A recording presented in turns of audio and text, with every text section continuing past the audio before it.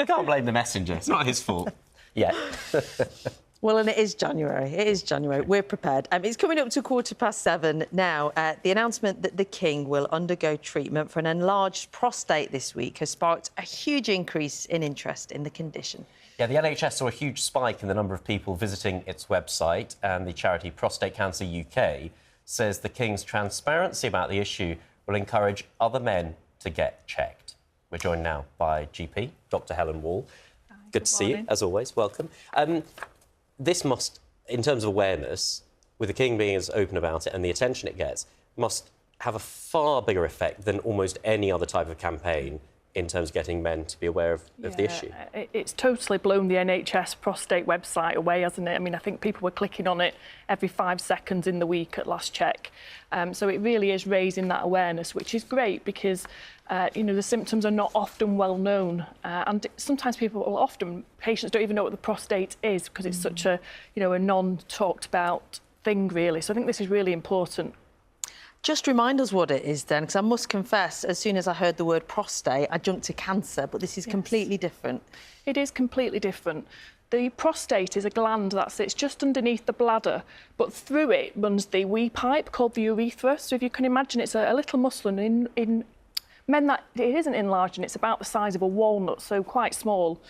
As the prostate enlarges, and 1 in 3 men over the age of 50 will have some degree of enlarged prostate, then it starts to obviously compress that urine tube and that urethra, and that's what gives you the symptoms. It's the pressure on the wee pipe that runs from the bladder out through the penis. That's what causes the symptoms of not being able to wee properly, going more often, feeling like you can't start when you go for a wee. So you want to go for a wee, but you can't start. You might finish a wee, but still be dribbling, not be able to control that flow and have a really poor stream.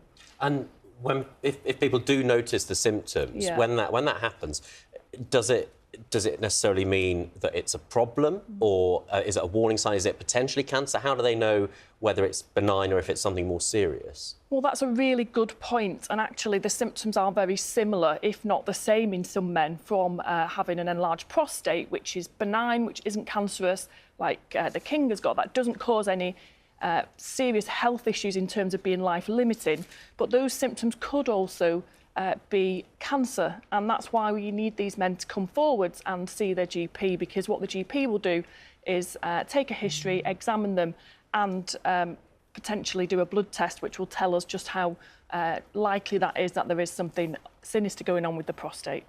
Are we still in a world where that demographic, over 50s men, are less likely to be aware and to bring themselves forward if there is an alarm bell ringing? Definitely. So what we're seeing now, in the last 10 years, I've seen a definite shift in the younger generation of men coming to the GP quite frequently if they need to. Whereas those men over 50, 60, 70, the older you get, the less likely I find as a GP that those men are likely to come forward. And I can't tell you the number of times that they've been dragged in by a partner or a spouse to say, you know, tell the doctor about what's going on at the toilet. Literally, and even then they often don't want to say, you know, don't want to bother you. And they put it down to ageing as well, a lot of men. They think that it's normal. And in a way, I guess it is normal because so many men have this issue. You know, at the age 60, half of all men will have some degree of enlargement, but it's the severity of that enlargement and how it impacts on those symptoms.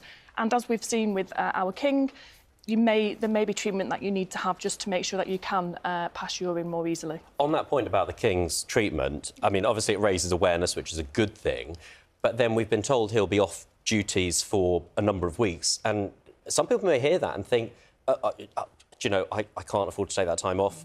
Now's not convenient. Even if I needed treatment, you know, I can't afford that. What is the process in terms of the impact and the recovery time? So I think it's important to say that surgery is a last resort for most things, and in prostate enlargement. There are things we can do before that, so it depends very much on the severity of those symptoms. So if you're having mild symptoms, you may get what we call conservative advice. We might tell you to cut down on alcohol, caffeine, limit the irritation to the bladder and help your symptoms. Then we may go to medication. So there's medication we can give to relax the prostate muscle and the neck of the bladder, and also to shrink the prostate. And then if that's not working, we may then get to a point, or if you turn up with very severe symptoms initially, we may get to a point where you need to go into hospital to have surgery. There's laser beam treatment, microwave treatment. There's a whole host of treatments that we can do to shrink or remove part of that prostate to take that pressure off the wee pipe. And, you know, it's very, very variable. It's got to be individualised to that person. Sometimes it will be a day case procedure. You'll be back up and going fairly quickly, you know, a few days or a couple of weeks. Sometimes it may be more severe. But I think probably they're planning for the worst case scenario here, because any procedure like this, you can get infections, bleeding, problems with weeing after. So I think there's probably a bit of preparation there just for the worst case scenario. Anything that raises awareness for something like this is great, though, isn't it? Yeah, and we wish the King a speedy recovery. Helen, thank you. Thank you. Good to see you. It's 20 minutes past 7. Good morning. They have been a quintessentially English part of